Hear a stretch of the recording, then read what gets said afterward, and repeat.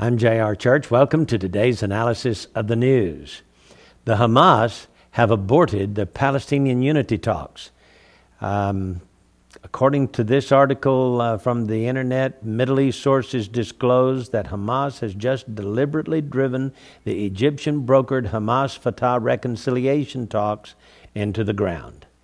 The radical group was freshly empowered to raise the ante by the Obama administration's active courtship of its Syrian sponsor, without President Bashar Assad giving an inch on his strategic alliance with Tehran.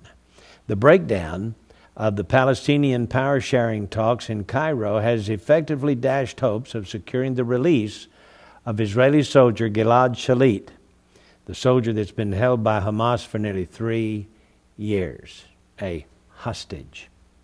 They kidnapped him nearly 3 years ago, and it seems that Israel is not going to get him back, at least not anytime soon.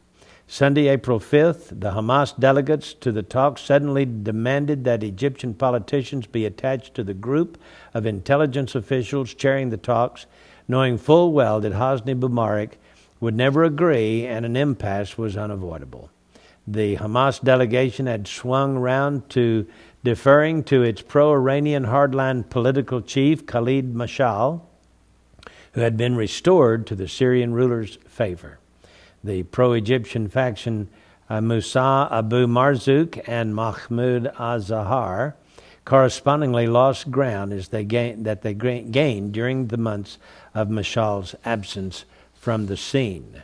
So Sunday, April 5th, the day the Hamas sabotaged the Palestinian unity track in Cairo, U.S. Democratic Congressmen Stephen Lynch and Bob Inglis were on his doorstep.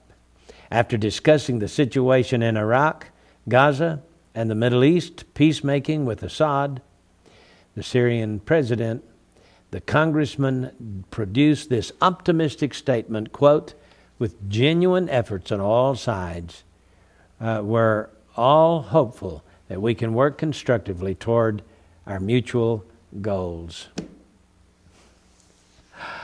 Amazing to me that we keep trying to talk peace with those people and they just keep moving in their own direction.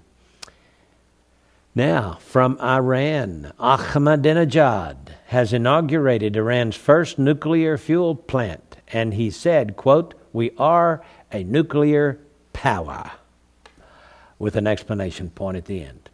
Cutting the ribbon on Iran's first nuclear power plant in Isfahan Thursday, April 9th, Iran's President Mahmoud Ahmadinejad triumphantly marked a major breakthrough in a ceremony marking Iran's fourth National Nuclear Day.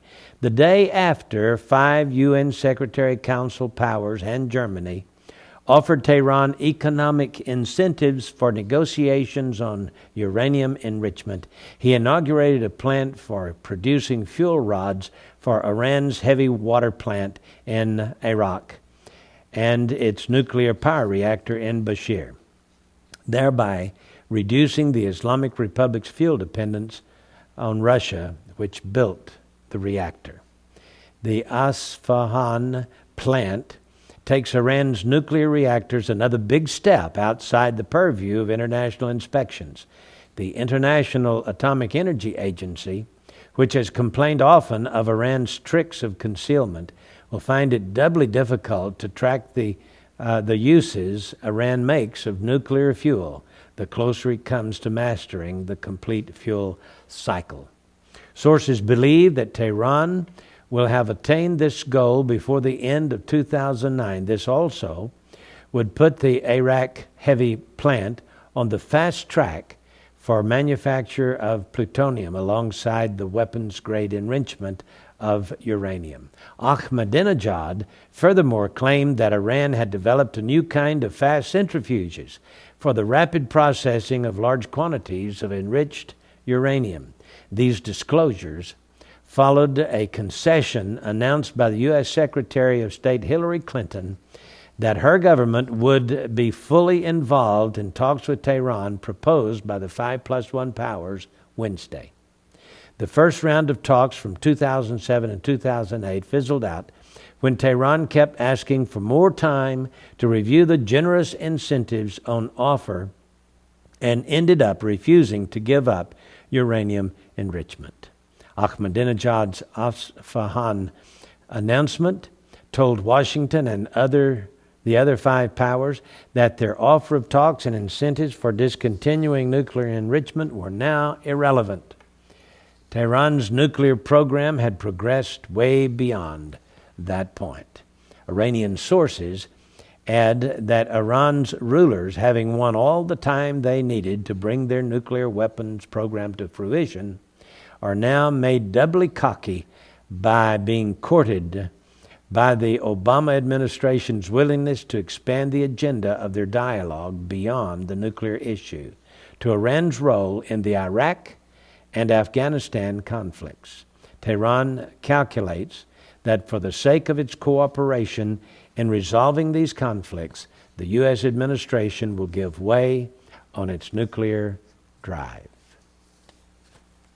Why do these regimes continue the way they're going? Well, because we have empowered them with our willingness to talk.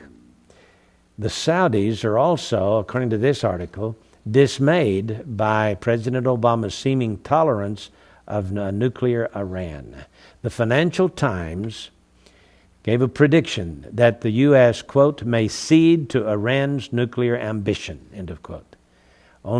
This only added to the unease in the Middle East at large. On the sidelines of the G20 summit in London, Saudi King Abdullah made his views known in a face-to-face interview with the U.S. President on April 2nd. The White House communique reported blandly, Obama and Abdullah discussed international cooperation regarding the global economy, regional political and security issues, and cooperation against terrorism. Iran was not mentioned. However, according to Middle East sources, Abdullah took the U.S. president sternly to task over his emerging policy on Iran, Syria, and Iraq, accusing him of giving the Islamic Republic free rein for its nuclear expansionists and terrorism-sponsoring Middle East policies.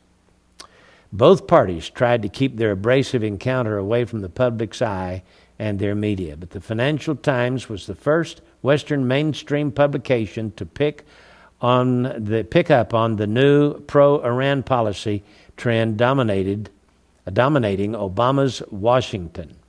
Quote, U.S. officials are considering whether to accept Iran's pursuit of uranium enrichment, discussing whether the U.S. will eventually have to accept Iran's insistence on carrying out the process. Prime Minister Benjamin Netanyahu diplomatically praised President Obama for his renewed commitment to Israeli security, omitting mention of Iran in the same way that he ignored the U.S. President's demand for a Palestinian state to rise alongside Israel in his speech to Parliament in Ankara. Netanyahu commented that his new government is in the process of formulating its policies. This left him an opening to dispute the administration's policies when he arrives in Washington on May the 3rd. We don't know what's going to happen in the Middle East in the days ahead, but things don't look well, not for Israel, not for the United States, and not for the peaceful countries like Saudi Arabia. I'm J.R. Church. We'll see you again tomorrow with our analysis of the news.